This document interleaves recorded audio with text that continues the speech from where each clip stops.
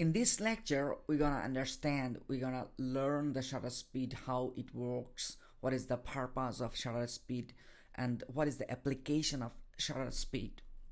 Shutter speed is the amount of time that the shutter is open to expose light into the image sensor.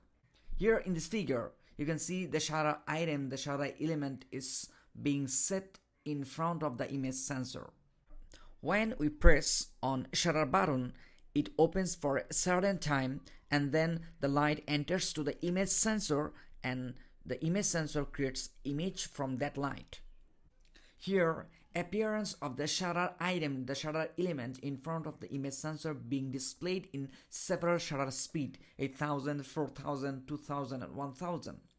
Shutter firing sequence. There are 4 sequences in a shutter firing approach. Number 1, rear curtain opens. Number 2, front curtain opens, exposure begins. Number 3, rear curtain closes, exposure ends. And number 4, front curtain closes. In this figure, the appearance of the shutter at various speeds are being shown.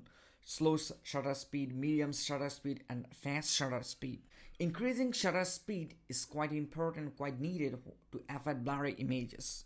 This figure gives a cool example, cool appearance, how shutter speed can grasp a moment, how shutter speed can give us a scope to skip the blurriness, avoid the blurriness. Shutter speed cheat sheet. In several aspects, we have to utilize several shutter speed to get our perfect image, to get our preferred images.